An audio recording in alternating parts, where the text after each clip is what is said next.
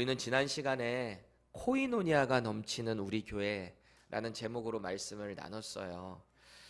코이노니아라는 이 헬라어 단어는 교제, 사귐이라는 뜻입니다. 영적인 것이든 물질적인 것이든 내가 누군가를 헌신하는 것이든 뭐가 됐던 간에 그 안에서 아름다운 사귐이 있는 것, 그게 코이노니아입니다. 특히 이 교회 안에서 코이노니아가 이루어져야 한다라는 것은 주 안에서 이루어져야 하는 거죠. 서로의 유익을 위해서 세워주는 것이 코이노니아입니다. 예루살렘 교회에 어려움이 닥쳤어요. 물질적으로 어려움을 경험하고 있었단 말이죠. 그때 이 그리스를 봤을 때 북쪽 지역을 마게도니아라고 하고요, 남쪽 지역을 아가야라고 합니다. 이 두 곳에 있는 교회들이 그 소식을 듣고 예루살렘 교회를 위해 봉헌, 돈을 모았단 말이에요. 구제헌금이에요. 근데 그 구제헌금이 뭐라고 번역되어 있었다고요? 코이노니아.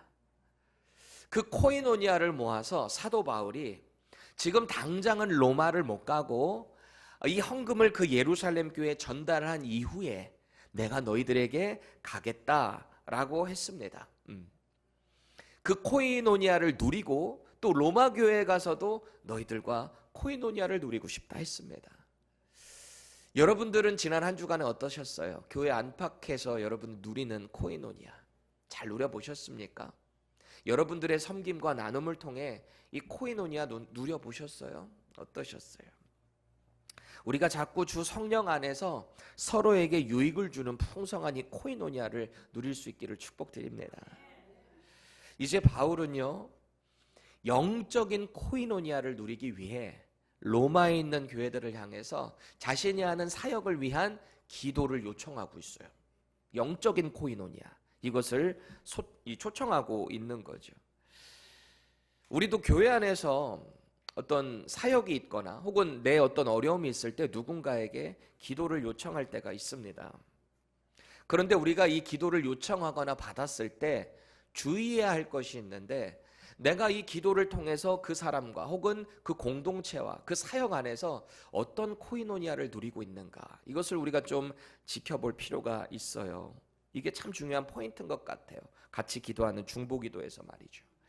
여러분, 오늘 본문 30절 우리 세 번역으로 함께 읽어보겠습니다. 시작. 형제자매 여러분, 내가 우리 주 예수 그리스도를 힘입어서 그리고 성령의 사랑을 힘입어서 여러분에게 부탁합니다. 나도 기도합니다만 여러분도 나를 위하여 하나님께 열심으로 기도해 주십시오. 아멘. 영적으로 누리는 코이노니아가 사도 바울도 로마 교회를 향해서 기도하고 나누고 있었고요. 그러니까 당신들도 나를 위해서, 내 사역을 위해서 기도해 주세요 라는 겁니다. 지금 바울은 한 번도 만난 적이 없었던 로마 교회 성도들을 향해서 편지를 보내고 있어요. 바울이 세운 교회도 아니에요. 바울은 아직 한 번도 못 가봤어요. 그러니까 거기에 가보기를 원하는 편지의 내용을 로마서를 통해서 쓴 거잖아요. 근데 그들을 향해서 나를 위해 기도해 주세요, 이렇게 부탁을 하고 있습니다. 아니, 우리가 누군가를 위해 기도해 준다라고 할 때 한 번 만나보지도 않은 사람을 위해서 기도하는 게 뭔가 좀 우리 소위 기도빨이 있다라고 생각해요? 아니면은 한 번도 못 만난 사람 위해서 기도할 때 기도빨이 있다고 생각해요? 우리가 보통 일반적으로는 그래도 좀 아는 사람을 위해서 기도할 때 그 사람 상황도 알고 형편도 알고 더 잘 기도할 수 있다, 이렇게 생각할 수 있잖아요. 또 그게 우리는 자연스럽게 여겨질 수 있잖아요. 그런데 지금 바울은 그 성도들 만난 적 한 번도 없다니까요. 그런데 그들을 향해 기도를 요청하고 있습니다. 왜일까요? 주 안에서 믿음의 사람들이 된 저와 여러분들, 교회는요, 같은 하나님을 섬기잖아요. 같은 하나님의 아들, 딸들이시잖아요. 그러니까 같은 하나님께 기도하는 이 기도의 위력이 크다는 것을 바울은 잘 알고 있는 거예요. 그래서 서로 한 번도 만나보지 못한 사람이라 할지라도 주 예수 그리스도의 이름에 힘입어서 우리가 기도를 하나님께 올려드릴 때 그 기도에서 역사하는 힘이 크다라는 것을 바울은 알고 있는 거죠. 그래서 오늘 바울은 그 로마 교회를 향해서 자기 사역에 대한, 또 자신을 위한 세 가지 기도 제목을 나누고 있습니다. 권유하고 있는 거예요. urge하고 있어요. 우리가 오늘 본문을 보면서 우리의 기도를 좀 성경적으로 돌아봤으면 좋겠어요. 누군가에게 기도를 부탁할 때, 혹은 여러분들이 누군가에게 기도 부탁을 받았을 때 우리는 어떻게 임해야 되는가 말이죠. 그리고 오늘 말씀을 통해서 우리가 이전에는 경험해보지 못했던 이 영적인 코이노니아, 풍성한 코이노니아를 꼭 경험할 수 있기를 축복드립니다. 바울은요, 이제 본격적으로 31절, 32절을 통해 로마 교회를 향해서 나를 위해 이렇게 기도해 주세요. 세 가지 제목을 전달하고 있거든요. 그 기도 요청 첫 번째, 뭔가 사역의 안전을 위해서 기도해 달라는 거예요. 내 사역의 안전을 위해서. 우리 31절 상반절을 세 번역으로 보겠습니다. 시작. 내가 유대에 있는 믿지 않는 자들에게서 화를 당하지 않도록. 그래요. 유대에 예수를 믿지 않는 사람들이 있는데 그 사람들에게 화를 당하지 않도록 나의 안전을 위해서 좀 기도해 주세요. 이렇게 부탁을 합니다. 지금 바울이 사역을 위해 향하는 장소가 어디라 그랬죠?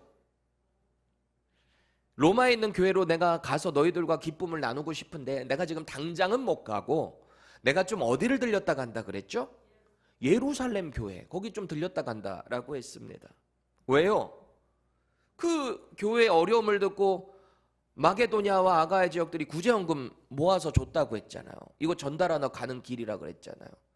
지금 당장에 로마 가서 서반하러 가는 그것도 너무 중요한데 지금 당장은 이 구제헌금 전달하고 그들과 기쁨 나누고 축복하는 이 코이노니아도 참 중요하기 때문에 거기를 간다라고 했잖아요. 그런데 지금 바울이 기도 요청하는 걸 보면 이 예루살렘으로 가는 길이 위험하다는 거예요? 안전하다는 거예요? 위험하다는 거죠. 그러니까 안전을 위해서 기도를 요청하고 있습니다. 어떤 어려움들이 있었길래 바울이 이런 기도 요청을 하고 있는가? 1차적으로는 예루살렘으로 가는 그 도중에 강도를 만날 수도 있겠고요. 들짐승들을 만날 수도 있을 거 아니에요. 맹수들을. 이것이 1차적으로 위험할 수도 있을 겁니다. 차 타고 가는 길도 아니고 걸어가거나 뭘 타고 가거나 이렇게 가야 될 텐데 말이죠. 또 무엇보다 가장 큰 위험이 뭔가 예루살렘의 복음을 거부하는 유대인들이 그렇게 위험하다는 거예요. 복음을 거부하는 유대인들. 바울은 이미 지난 선교 여행의 그 여정들 가운데 이 복음을 거부하는 유대인들한테 돌맞은 적도 있거든요. 얼마나 많은 위험 가운데 당면했었던지 그 자리를 피할 수밖에 없었던 일이 얼마나 많았는지 몰라요. 이 유대인들의 입장에서 사도 바울은 어떤 존재인가? 율법을 거부하고 변절한 이단아, 그렇게 치부가 될 겁니다. 율법 거부하고 죄 지어가지고 신성모독에서 십자가에서 죽은 그 예수를 추종하는 자, 유대인들의 입장에서는 바울은 그런 존재인 거예요. 그러니까 예루살렘 하면 그 유대인들이 모여있는 완전 메카잖아요. 그러니까 당연히 위험하죠. 이후에도 사도 바울이요, 사도행전 20장에 보면은 자신이 3년 동안 열심히 목양하며 키웠던, 제자로 삼았던 그곳의 장로들을 이렇게 밀레도라는 지역으로 불러요. 그리고 그 사람들에게 나 이제 예루살렘으로 가야 되는데 그 가는 길이 보통 길이 아니다, 이런 고백을 하는 장면이 나옵니다. 우리 사도행전 20장 22절에서 25절 읽겠습니다. 시작. 보라, 이제 나는 성령에 매여 예루살렘으로 가는데 거기서 무슨 일을 당할는지 알지 못하노라. 오직 성령이 각 성에서 내게 증언하여 결박과 환난이 나를 기다린다 하시나 내가 달려갈 길과 주 예수께 받은 사명 곧 하나님의 은혜의 복음을 증언하는 일을 마치려 하면은 나의 생명조차 조금도 귀한 것으로 여기지 아니하노라. 보라, 내가 여러분 중에 왕래하며 하나님의 나라를 전파하였으나 이제는 여러분이 다 내 얼굴을 다시 보지 못할 줄 아노라. 아멘. 그 예루살렘으로 가는 길이 이제 자기 인생의 마지막이 될 수 있다라는 것을 그는 알고 있었어요. 이때 바울하고 그동안 동고동락하며 정을 나누고 사랑을 나눴던 동역자들이 모여 있잖아요. 그들이 바울과 함께 무릎을 꿇고 하나님께 이제 기도를 하는 장면이 나옵니다. 그리고 어떤 반응으로 보이고 있는가? 사도행전 20장 37절입니다. 시작. 다 크게 울며 바울의 목을 안고 입을 맞추고. 성령에 충만해서 지금 예루살렘으로 가는 길이 위험해도 가야 되겠다는 바울이잖아요. 너무 그 비장한 각오는 잘 알겠는데 그동안 쌓아왔던 이 사랑과 그 애정이 있기 때문에 너무너무 그들이 괴로운 거예요. 슬픈 거예요. 선생님 안 가시면 안 됩니까? 왜 굳이 꼭 그렇게 가서 죽으셔야 됩니까? 그만큼 예루살렘으로 가는 길이 얼마나 위험한지 알기 때문에, 다시는 못 볼 수 있다는 것을 알기 때문에 그들은 이렇게 흐느껴 울 수밖에 없었던 거죠. 그만큼 예루살렘으로 향하는 길은 복음의 사도인 바울에게 위험한 길이었던 거예요. 그런데 바울은 든든했을 겁니다. 한편으로는. 왜일까요? 함께 주 안에서 같은 비전을 바라보고 또 그 사역의 안전과 또 그 사역의 여정을 축복하는 형제들이 있으니까, 믿음의 동역자들이 있으니까, 혼자 걷는 것 같지만 동역자들이 있으니까 든든한 거 아니겠어요? 우리 교회가 이런 든든한 동역자 의식이 있기를 축복드립니다. 바울의 두 번째 기도 제목은요, 예루살렘의 성도들이 이 구제헌금을 기쁜 마음으로 받을 수 있게 해주세요. 이 기도를 부탁하고 있습니다. 로마교회 31절 중반절 우리 계속해서 세 번역으로 봅니다. 그리고 또 내가 예루살렘으로 가져가는 구제금이 그곳 성도들에게 기쁘게 받아들여지도록 기도해 주십시오. 아멘. 그런데 이 기도 제목은요 좀 이상하지 않아요? 지금 뭐 가지고 간다 그랬죠? 구제헌금. 예루살렘에 있는 교회들이 재정적으로 힘드니까 이방인에 있는 이방 교회들이 모아가지고 그거 지금 전달해주고 가는 거죠. 돈 가지고 가는 거잖아요. 여러분 혹시 돈 드린다는데 싫어하시는 분 있어요? 그런 분 있으면 저한테 그냥 갖다 주세요. 돈 이렇게 받는 거 싫으신 분. 참 이거 이상한 것 같아요. 바울은 왜 이 구제헌금 가지고 거기 예루살렘으로 가는데 왜 예루살렘 교회가 이 구제헌금을 받고 기뻐할 수 있게 해달라고 기도를 요청하고 있을까요? 이 말을 바꿔 말하면 그들이 이 헌금을 안 기뻐할 수 있다는 말이에요. 심지어는 안 받을 수도 있다는 말이에요. 그렇기 때문에 기도해달라고 하는 겁니다. 참 이게 아이러니컬한 거예요. 예루살렘 교회가 재정이 힘드니까 이제 복음으로 하나가 돼가지고 이방 지역에 있는 교회들이 빚진 자의 마음, 왜? 복음은 예루살렘으로부터 시작이 됐으니까 빚진 자의 마음으로 가지고 있는 물질을 모아서 전달을 하는 거란 말이죠. 근데 지금 이방 지역에 있던 마게도냐에 있는 교회들이 뭔가 돈이 많아서 드리는 게 아니라 그랬잖아요. 엄청난 핍박과 박해가 있는데도 자기들도 가난한데도 불구하고 이 형제를 돕기 위해서 그 구제헌금을 모았단 말이에요. 재정적으로 힘들 때 여러분 혹시 경험해 보셨어요? 너무너무 힘들어서 누구한테 부탁하기도 어려운데 누군가 갑자기 기도를 하다가 이거 쓰세요. 딱 이렇게 딱 줘. 아무 말도 안 딱 주세요. 그럼 여러분 어떨 것 같아요? 눈물이 와락 쏟아지지 않을까요? 저 달라스에서 한번 그런 경험한 적 있어요. 진짜 버티다가 학비 낼 돈 600불이 없어가지고 하나님께 간절히 기도하고 있는 타이밍에 생각지도 않게 교회에서 그 600불 체크가 나왔어. 내가 그때 사례비 받을 때도 아니었는데 그거 받고 얼마나 하나님께 감사하고 눈물을 흘렸던지 말이죠. 얼마나 감사한 일이에요. 그보다 더 큰 코인노니아가 어디 있어요. 그냥 감사함으로 받으면 되는 거잖아요. 그런데 문제는 예루살렘 교회가 이 헌금을 기쁘지 않게 볼 확률이 있다는 겁니다. 예루살렘 교회 내에는 여전히 이방인의 사도로 사역하고 있는 이 바울을 시기하고 질투하는 사람들이 있었어요. 인정하지 않는 사람들이 있었단 말입니다. 분명히 선한 마음을 가지고 이방 지역의 교회들의 이 구제헌금을 모아서 전달하는 건데 만약에 예루살렘 교회 안에 여전히 바울을 향한, 이방인들을 향한 삐딱한 마음을 가지고 있는 성도들이 있다면 이 헌금 전달하는 게 녹록지 않을 거라는 거죠. 바울은 그걸 잘 알고 있었어요. 분명히 이런 가능성이 있다는 것을. 왜 우리도 어떤 사람이 어려움에 처했다 그래서 도와줄 때 있잖아요. 근데 도와줬는데 그 사람이 오히려 자존심 상해하고 기분 나빠하는 경우가 종종 있어요. 종종 있어. 참 지혜가 필요한 것 같습니다. 줄 때도 지혜가 필요한 거예요. 내가 이 정도 줬는데 너 이거 받으면 고마운 줄 알아. 이게 아니고 기도하며 감사하며 정말 그 사람을 위해 그 사람의 마음을 헤아리며 배려할 수 있는 도움, 그런 코이노니아가 우리에게 필요한 것 같아요. 그래서 바울도 이걸 잘 알기 때문에 하나님의 도우심, 그 지혜가 필요한 겁니다. 그래서 이걸 위해 기도해 주세요 이러는 거예요. 이 마게도냐하고 이 아가야 지방, 이 지역교회들이 그 구제헌금을 모았는데 그곳에 있는 사람들이 아마 이런 사람들이 있었을 겁니다. 저 바울 저거 이방인들과 계속 같이 하더니 막 우리가 지금 목숨 걸고 지키는 율법도 무시하고 말이야. 괜히 우리 헌금 받아 먹었다가 우리도 율법 무시한다 이렇게 오해받는 거 아니야? 그거 받지 마세요. 이럴 수도 있는 거라는 거죠. 만약에 만에 하나 그런 분위기가 형성되면은 정말 힘들게 모은 이 이방 성도들의 그 손길은 어떻게 되는 거예요?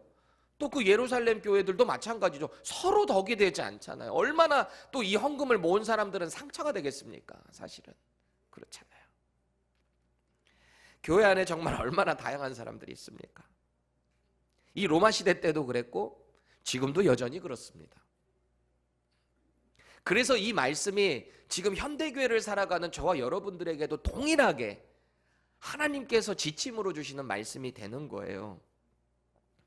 뭔가 주의 일을 하는 데 있어서 언제나 이 함께하는 기도, 지혜를 구하는 기도가 그래서 필요한 것 같습니다. 아주 사소한 일도 우리 함께 기도해야 돼요. 혹시라도 이 안에서 분열이 되지 않도록 하나님의 도우심을, 지혜를 구하는 기도, 그게 우리에게 필요한 거죠. 오늘 바울이 세 번째로 기도 요청하는 내용은 뭔가?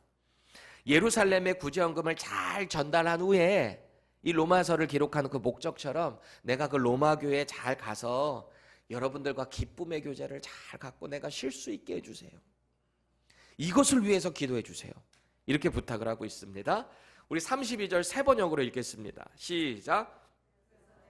하나님의 뜻을 따라 기쁨을 안고 여러분에게로 가서 여러분과 함께 즐겁게 쉴 수 있게 되도록 기도해 주십시오. 아멘. 그래요.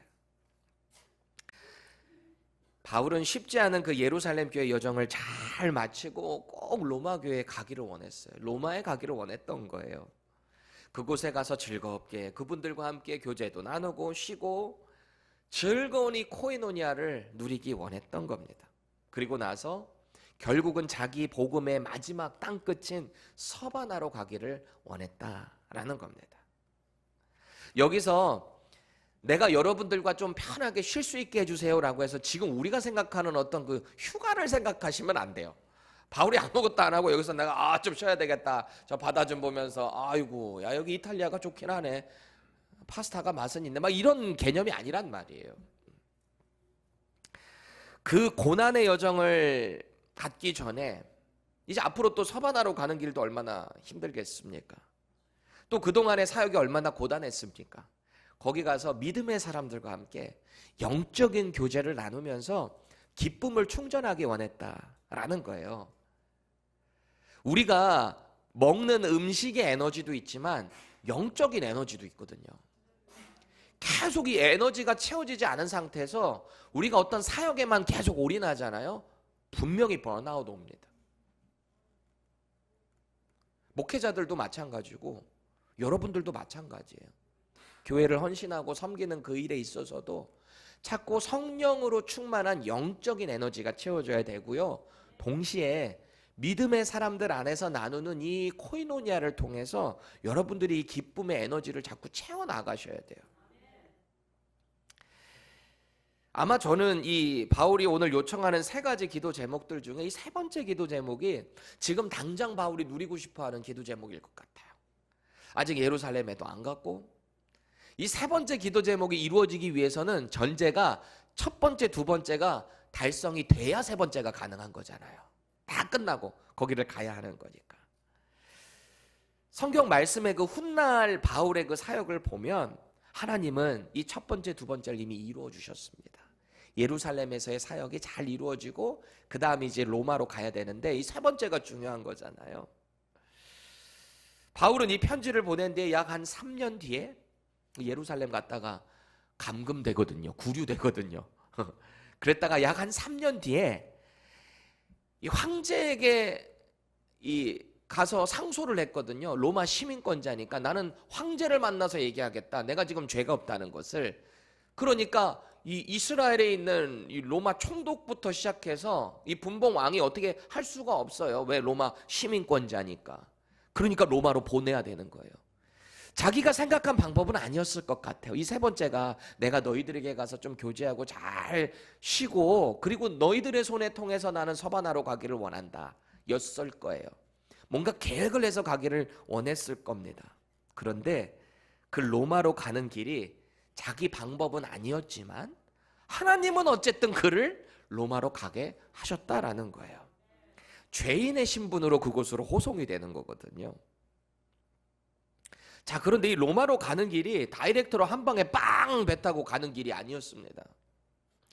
배를 타고 지중해를 건너가는 그 길에 유라굴로라고 하는 엄청난 풍랑을 만나요.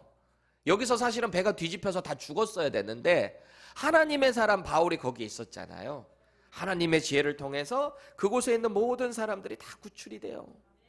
그리고 멜리데라고 하는 그 섬에 표류를 하게 되는데 거기 방문했을 때 그곳에서 보블리오라고 하는 족장 그를 만나서 그의 아버지의 병을 또 고쳐줍니다.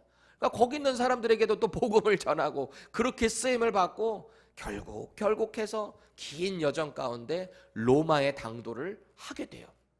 결국은 가는 거예요. 모든 사역의 위기 때마다 하나님이 도우셨어요. 그래서 그를 로마로 이렇게 데리고 오시는 거죠. 바울이 간절히 기도했던 그 제목들이 그대로 성취가 된 거예요. 함께 기도한 내용들이 말이죠. 그래서 이 세 번째 기도가 어떻게 충족이 됐는가? 로마에서요, 기쁨도 없고 거기서 복음도 전하게 됩니다. 분명 바울은 이 죄수의 신분으로 로마로 들어갔거든요. 복음 전하려고 자유인 신분으로 들어간 게 아니에요. 그런데 로마에서 그의 생활 환경이 어땠는가? 우리가 이걸 보면 이 세 번째 기도가 이렇게 응답됐구나. 이것을 볼 수 있게 됩니다. 사도행전 28장 30절에서 31절 우리 세 번역으로 같이 읽어보겠습니다. 시작. 바울은 자기가 얻은 셋집에서 꼭 2해 동안 지내면서 자기를 찾아오는 모든 사람을 맞아들였다. 그는 아무런 방해도 받지 않고 아주 담대하게 하나님 나라를 전하고 주 예수 그리스도에 관한 일들을 가르쳤다. 아멘. 이게 죄수가 할 일입니까? 얼마나 큰 복을 얻었습니까? 그곳에서 아마 로마 교회 성도들 다 만났을 겁니다. 면회온 사람들과 함께 기쁨을 나눴을 겁니다. 코이노니아를 누렸을 겁니다. 또 그곳에 예수 모르는 사람들에게 복음을 전했을 겁니다. 그 로마 감옥에서 복음을 전해서 열매를 맺은 사람 중에 한 명, 여러분 빌레몬서 잘 알죠? 오네시모가 거기 감옥에서 만났던 아마 죄수였을 겁니다. 노예 출신이었을 겁니다. 얼마나 많은 그 복음의 사역들이 바울을 통해서 그곳에서 이루어졌습니까? 하나님께 간절히 기도한 그 기도 제목이 응답이 된 거예요. 그리고 우리 지난주에 제가 언급했던 것처럼 1세기 말에 최초의 사도 이후의 사람들을 이제 속사도라 그러고 그 이후의 사람들을 교부라고 합니다. 교회 역사에서. 근데 1대 교부 중에 클레멘트라고 하는 사람이 있는데요. 이분이 그러니까 100년 지나기 전에 아마 97년에서 99년 그 사이에 고린도 교회에 편지를 보냈는데요. 그 내용이 이렇게 돼 있어요. 바울이 온 세상의 복음의 의를 가르쳤으며 서방의 한계 지점에까지 이르러 통치자들 앞에서 증거했다. 서방의 한계점, 서쪽의 가장 끝, 이탈리아를 훨씬 넘어서서 지금의 스페인, 그 서바나까지 복음을 전했다라는 증거가 여기 있는 거예요. 그렇게 바울은 자신의 땅끝인 그 서바나까지 그렇게 소원하고 염원했던 그곳까지 가서 복음을 전했다라는 우리가 근거를 볼 수 있게 되는 거죠. 그리고 나서 결국 다시 로마로 돌아와 거기서 결국 참수형, 순교를 당하게 됩니다. 맡겨진 복음의 사역을 끝까지 다하고 영광스럽게 주님의 증인으로 그렇게 하나님 품에 안긴 거죠. 이렇게 바울은 이후의 모든 사역에서도 가만히 보면 언제나 자신이 세운 교회 혹은 동역하는 그 믿음의 동역자들에게 기도를 요청하는 모습을 우리는 보게 돼요. 왜요? 그 기도의 능력이 크다는 것을 잘 알기 때문에. 고린도서 1장 11절에 뭐라고 얘기하냐? 너희도 우리를 위하여 간구함으로 도우라. 이는 우리가 많은 사람의 기도로 얻은 은사로 말미암아 많은 사람이 우리를 위하여 감사하게 하려 함이라. 기도를 요청하고 있는 거잖아요. 또 로마 감옥에 있을 때 골로새 교회를 향해서 이렇게 기도를 요청합니다. 골로새서 4장 3절이에요. 또한 우리를 위하여 기도하되 하나님이 전도할 문을 우리에게 열어주사 그리스도의 비밀을 말하게 하시기를 구하라. 내가 이 일 때문에 매임을 당하였노라. 아멘. 에베소서 6장 19절입니다. 또 나를 위하여 구할 것은 내게 말씀을 주사 나로 입을 열어 복음의 비밀을 담대히 알리게 하옵소서 할 것이니. 아멘. 자기의 그 사역마다 믿음의 사람들에게 기도를 요청하는 거예요. 내가 이 복음을 담대하게 잘 전할 수 있게 해서 기도해 주세요. 내 사역의 어떤 여정 가운데 막히지 않게 기도해 주세요. 내가 안전할 수 있게 기도해 주세요. 이 과정 가운데 모든 일들이 하나님 영광 받을 수 있게 기도해 주세요. 왜 그러는 거예요? 이 중보기도의 능력이 크다는 걸 알기 때문에. 성경이 그렇게 증언한다라는 것은 이 말씀은 지금도 우리에게 여전히 동일하다는 겁니다. 그래서 우리는 기도를 요청하고 기도 요청을 받았으면 간절히 기도를 해줘야 되는 거예요. 우리가 종종 어떤 어려움을 만나거나 간절히 바라는 일을 마주할 때가 있습니다. 내 힘으로는 도저히 안 될 것 같은 그런 일을 맞이할 때가 있어요. 이거 어떻게 해야 되지? 도대체가 안 되겠다. 그럴 때 누군가에게 기도를 부탁할 때가 있습니다. 그런데 그때 여러분은 어떤 기대를 하면서 그런 기도를 부탁하시나요? 어떤 기대를 가지고? 아마 어떤 분은 누가 날 위해 기도한다고 좀 내가 달라질까? 저 사람 내 상황도 잘 모르는데 괜히 이거 얘기했다가 막 책 잡히고 속 시끄러워 얘기 안 할래. 혹시 이런 분 계시지 않으신가요? 제가 전에 섬기던 교회에서 중보기도팀을 담당했을 때가 있습니다. 기도 인도를 중보기도팀 모아서 같이 기도하고 기도 제목들 모아가지고 날마다 매주 수요일마다 토요일마다 주일마다 3번 중보기도 모임이 있어서 그거를 쭉 인도를 했던 적이 있습니다. 주중에 열심히 기도하는 성도들 한 10명 이내 분들이 모여서 수요일 날 또 말씀도 나누고 그래요. 어느 날 우리 가정과 친하게 지냈던 어떤 집사님 가정에서 그 자매님이 목사님 중보기도 하실 때 이런 기도 제목 좀 같이 기도해 주세요. 부탁을 하는 거예요. 그 내용을 들어보니까 자기 기도가 아니에요. 자기 딸이 어떤 사모님한테 피아노를 레슨 받고 있는데 그 사모님의 아들을 위해서 기도를 좀 해달라는 거예요. 그래서 참 감사하다. 자기 기도도 아니고 전혀 잘 모르는 누군가를 위해서 기도를 요청하네? 그거 쉽지 않거든요. 그렇잖아요? 제가 얘기를 들어보니까 그 사모님의 남편은 뭐 하는 분이냐면 목사님인데 달라스 지역의 가장 큰 미국 교회 중에 하나인 교회에서 일본인들을 위한 사역을 담당하시는 분이셨어요. 목사님이셨어요. 이 자매님 말로는 이 목사님 사모님 너무 신실하다는 거예요. 꼭 우리 민 목사님처럼 그렇게 신실하다. 사모님처럼. 이 제가 한 말 아니에요. 진짜 그분이 하신 말씀이에요. 두 분처럼 너무 신실하대. 왜? 그때 제 아내는 그 자매님 딸 미술 레슨을 했었거든요. 하여튼 우리 각별한 사이예요. 하여튼 그러니까 부탁을 한 거지. 또 우리처럼 신실하다니까 또 이렇게 너무 같이 또 기도를 하게 되더라고. 또 마음이 많이 가고 말이죠. 내용인즉슨 이거예요. 이 목사님 사모님에게 이제 중학교 올라가는 아들이 있는데 이 아이가 지난 여름부터 자꾸 이렇게 뛰거나 걸을 때 넘어진다는 거예요. 중심을 못 잡고 자꾸 넘어진다는 거예요. 자꾸 이게 반복되니까 이상해서 병원에 데리고 갑니다. 그리고 검사를 받았어요. 진단을 받았어요. 검사 결과는 전 세계에서 0.1% 혹은 0.2% 정도에게만 나타나는 유전성 신경근육 희귀병에 걸렸다는 거예요.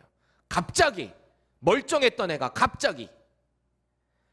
그 이름이 척수성 근위축증이랍니다. Spinal Muscular Dystrophy라는 병이래요. 나는 몰라. 이거 그냥 그렇게 돼 있으니까 한 거지. 희귀병입니다. 이 병이 무서운 게 뭐냐면 몸의 중심을 잡아주는 그 근육들이 서서히 마비가 되다가 결국은 합병증으로 이어질 수 있다는 거예요. 아직 중학교도 안 올라간 애가, 어린이가 그 병에 걸린 거예요. 이 부모님이 이 소식 들었을 때 하늘이 무너져 내리지 않았겠습니까? 아니 멀쩡하던 애가, 그렇게 밝던 애가, 막 뛰어다니던 애가 맨날 넘어지기 시작하고 중심을 못 잡고, 얼마나 그게 절망적이었겠어요. 또 현실적으로 목회자가 그 무슨 돈이 있겠습니까? 애 수술시킬 돈이 어디가 있겠어요. 또 한참 뛰어노는 아이에게 얼마나 이게 비현실적인 이야기예요. 그 아이가 얼마나 절망에 빠지겠습니까? 우울에 빠지겠습니까? 그래서 그 기도 제목을 받아서 우리 기도팀에서 거의 1년 반을 함께 기도했던 것 같아요. 제가 그때 당시 한 6개월 지났나요? 이 기도를 받고 6개월 정도 뒤에 기도 대상자들을 좀 업데이트도 하고 또 같이 위로도 하고 격려도 하고, 그래서 그 목사님 전화번호를 수소문해서 연락을 한번 드렸습니다. 안녕하세요. 저는 한우리교회 부목사로 섬기는 민두식 목사입니다. 저희 교회에서 중보기도팀이 있는데 우리 교회 누구 자매가 목사님 아들 현성이의 그 이야기를 요청을 해서 우리 지금 계속 기도하고 있어요. 혹시 목사님 이후에 나눠주실, 업데이트 하실 만한 내용이 있을까? 저희가 알고 같이 기도할게요. 그랬어요.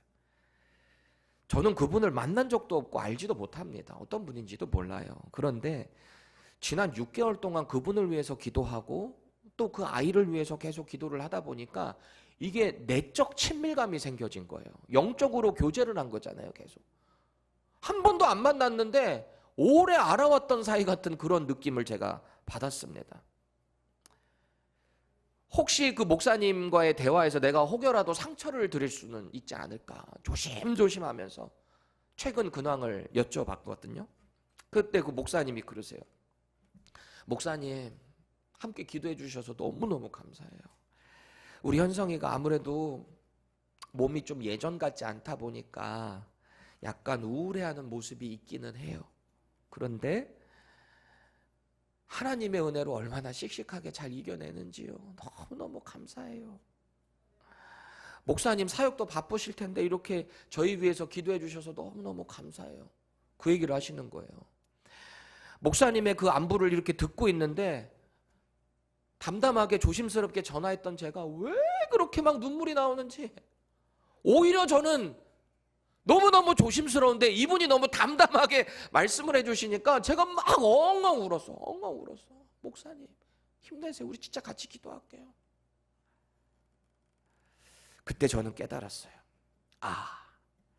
이게 믿음의 사람들이 기도의 제목을 공유하면서 그 안에서 진정 누릴 수 있는 코이노니아구나. 한 번 만난 적이 없는데도 그분의 상황이 내가 너무너무 확 와닿고 제가 꼭 그분이 된 것 같더라고요. 하나님께서 그 인생 원하시면 이렇게 세워주지 않겠습니까? 우리의 기도 들어 응답하시지 않겠습니까? 뭐 그 이후에 제가 어떻게 된 근황인지는 잘 모르겠어요. 지금 현재는. 그럼에도 불구하고 저는 확신합니다. 하나님께서 그 가정을 사용하실 것이라는 거. 중보기도는 그런 거예요. 내가 어떤 기도 내용을 받았을 때 내가 그 사람이 돼야 돼요. 물론 제가 어떻게 그 아버지와 똑같은 아픔을 제가 다 안을 수 있겠어요? 어떻게 제가 이해할 수 있겠어요? 교만이죠. 모르죠. 그럼에도 불구하고 주 안에서 같은 지체의 아픔을 느낄 때 그게 위로가 된다는 것을 제가 깨달았어요. 누군가가 아플 때, 누군가가 기도 요청을 했을 때 괜히 막 조언하고 그러지 마시고요. 이거 한번 먹어봐, 저거 먹어봐 얘기하지 마시고 그걸 직접 갖다 주세요. 말만 하지 마시고. 아니면은 그냥 같이 아파하세요. 같이 울어주는 거예요. 그게 최고의 위로입니다. 뭔가 조언하려고 하지 마시고. 여러분, 우리는 예수님의 복음으로 주 안에서 한 지체가 됐다 그랬어요. 같은 몸이에요. 새끼발가락이 아파도 우리 온몸이 아픈 거예요. 새끼손가락 아파도 온몸이 아픈 거예요. 그게 지체잖아요. 복음이라는 같은 비전과 같은 방향을 바라보며 나가는 우리는 교회 공동체, 지체입니다. 오늘 바울이 공유하는 중보기도의 제목은 이제 같은 지체의 제목에 대해서 하나님께 아뢰질 겁니다. 같은 공동의 기도가 되는 거죠. 그리고 하나님은 이 세 가지 기도에 응답하셔서 바울을 통해 당신의 구원 사역을 이루어 가실 거예요. 우리는 오늘 본문 30절에 나오는 하나의 이 표현을 다시 한번 주목해야 될 필요가 있습니다. 30절 다시 띄워주실래요? 힘을 같이하여 나를 위하여 하나님께 빌어. 바울이 지금 이런 말을 하고 있어요. 힘을 다하여, 힘을 합쳐서 하나님께 빕시다, 이 말을 합니다. 여기서 힘을 같이 한다라는 말은 당시에 전쟁이나 어떤 운동 경기에 있어서 한 팀이 돼가지고 함께 싸우다, 싸움에 동참하다, 그 일에 열정적으로 동참하다라는 뜻을 가지고 있습니다. 그게 함께하는 거예요. 마찬가지로 우리가 누군가의 기도 제목을 이렇게 받잖아요. 그와 함께 힘을 다해서 같이 한다라는 말은 그 사람의 영적인 전쟁에 내가 동참하는 거예요. 그래서 이 전쟁에서 이길 수 있게 같이 그를 위하고 힘쓰고 코이노니아를 누리는 겁니다. 저는 지난 월요일부터 수요일까지 애틀란타에서 있었던 침례교회 목회 리더십 세미나를 다녀왔어요. 제가 원래 제 사역의 일정 가운데 계획돼 있었던 건 아닙니다. 갑자기 페이스북을 이렇게 보다가 그 광고가 딱 떴는데 우리 교단 모임이긴 한데 뭐 총회 주간 모임은 아니고 그 안에서 따로 이렇게 생겨났던 모임인데 지난 한 20여 년간 쭉 메릴랜드부터 시작해서 목사님들 모여서 이렇게 성경적 리더십이 뭔가를 공부하고 기도하고 연구하고 이런 모임이었다라는 거예요. 그냥 쓱 지나가다가 이게 뭐지? 여기 한번 가볼까? 갑자기 뜬금없이 제 마음에 그런 마음이 들었어요. 저 원래 막 이런 세미나 다니는 거 죄송하지만 막 이렇게 좋아하진 않거든요. 지금 제 사역도 막 바쁘고 막 그러니까 큰 거 아니면은 제가 그런 거 잘 안 다니는데 그날은 왠지 가야 될 것 같은 거예요. 사실 먼 길이잖아요. 애틀란타 왔다 가는 것도 뭐 쉬운 일도 아니고 먼 길 왔다 갔다 해야 되고 또 성경적 목회 리더십 세미나 말씀 거기가 이제 말씀 집회 세미나 말씀 집회 세미나 말씀 집회 세미나 찍고 말씀 막 계속 반복이에요. 얼마나 피곤하고 있는지 제가 끝나고 거기 담당하는 우리 총무 목사님한테 목사님 쉬는 시간이 하나도 없네요. 그랬더니 이거 요번에 많이 나아진 거 예전에는 더 심했어요 이런 거예요. 그래서 제가 그때 마음에 결단을 했지. 다음엔 오지 말아야 되겠다. 근데 제가 여기 딱 가고 나서 어떤 마음을 받았냐면 하나님이 나를 여기 왜 부르신지 알겠다라는 것을 깨닫게 됐어요. 제가 거기 아들 셋 딸린 사람으로 혼자 가는 거 쉽지 않잖아요. 일단은 제 아내가 허락을 해야 갈 거 아닙니까? 근데 아내가 가라는 거예요. 당신 거기 가서 좀 충전 좀 받고 왔으면 좋겠다. 그러는 거예요. 근데 충전은커녕 쉽지 않았다 그랬잖아요. 바빴다 그랬잖아요. 근데 제가 저녁에 부르짖는 기도, 같이 함께하는 그 기도를 통해서 깨달은 게 있어요. 우리 교회에 이런 게 필요하구나. 우리에게 이런 함께하는 기도가 필요하구나. 함께 뜨겁게 기도하고 부르짖고 서로를 위해서 막 진정한 코이노니아를 막 누리는 데 있잖아요. 하나님이 우리 교회를 이렇게 사용하시겠구나. 이제 부흥회를 한 달 앞두고 우리 교회에 이런 은혜를 부어주시겠구나. 제가 정말 큰 기대와 감격이 그 모임에서 있었습니다. 여러분 사실 제가 이 세미나에 참석하고 싶었던 부담감이요. 왜 여기 한번 가볼까 그랬는지 아세요? 제가 지금 이 교회 사역한 지 1년 10개월 됐습니다. 하나님의 은혜로 10명 미만으로 모였던 교회가 지금 막 60, 70명씩 출석하는 교회. 기적이죠. 기적이에요. 그런데 어느 순간부터 영적으로 이렇게 주춤하고 있는 게 느껴져요. 왜 그럴까? 우리 교회 말씀이 부족한가? 봉사에 열심히 부족한가? 뭐가 부족하지? 주님이 제게 주신 감동은 하나님을 향한 간절한 기도가 우리에게 필요하다라는 겁니다. 인간적인 방법과 경험과 어떤 지혜가 아닌 하나님이 하실 그것을 기대해야 된다. 당연히 말씀 안에 서 있어야죠. 말씀의 정도를 걸어야죠. 그것과 동시에 우리는 기도로 하나님을 기대하며 하나님의 일하심을 믿고 나아가야 되는 모임이 우리 가운데 필요하구나. 제가 이것을 깨닫게 됐습니다. 여러분들은 말씀과 기도로 목양하는 저를 얼마나 기도해 주고 계신가요? 여러분들의 목자로 저를 불러주셨죠. 저 여러분들을 위해서 매일 기도 제목 보면서 기도합니다. 영적인 교류를 느끼고 있습니다. 혹 여러분들이 저와 뭔가 좀 멀게 느껴지신다면 아마 이 영적인 교제가 없는 거일 수 있어요. 우리는 영적인 사람들이에요. 믿음의 사람들이에요. 기도 안에서 얼마든지 우리가 교통할 수 있는 거예요. 여러분들을 목자로서 제가 정말 강하게 권면드리고 싶습니다. 기도와 말씀 있는 자리에 정말 열심으로 참석해 주세요. 간절히 기도해 주세요. 그리고 열심으로 기도해 주세요. 우리 교회 사역을 위해서 여러분들이 기도할 때 같은 마음과 같은 뜻, 같은 비전, 같은 입술로 하나님께 기도해 주세요. 하나님 역사 안 하시겠습니까? 저는 확신합니다. 우리가 같은 마음으로 하나님, 우리를 구원해 주신 한 하나님 아버지께 우리가 합심해서 기도하잖아요. 하나님이 우리 분명히 더 크게 성장시켜 주실 것이라고 믿습니다. 우리는 복음으로 같은 믿음의 공동체, 팀이 됐어요. 맡겨진 사역을 위해서 우리는 최선을 다해야 되는 거예요. 저만 하는 게 아니라, 목자들만 하는 게 아니라 여러분들도 같이 해야 되는 거예요. 펜사콜라 지역에 하나님의 뜻이 있으셔서 우리 교회 세우셨다고 저는 믿습니다. 지금도 우리 교회를 통해서 하나님께서 하실 많은 일들이 있다는 것을 저는 압니다. 그리고 이 지역에 있는 많은 교회들을 통해서 하나님께서 이 죽어가는 폐역한 세대 가운데 하실 일들이 있다고 저는 확신합니다. 너무너무 감사한 일이에요. 지난주에 우리 남침내교 이 지역에서 가장 큰 교회 중에 하나인 올리브 베프티스트 처치, 우리 테드 목사님이 문자가 왔어요. 패스터 민, 10월 첫째 주 저녁에 연합 기도회를 하는데 우리 같이 와서 기도하면 어떨까요? 목사님 와서 하나님의 얼굴을 찾는 주제에 대해서 한 3, 4분 정도 잠깐 메시지 나눠주고 같이 기도하면 어떨까요?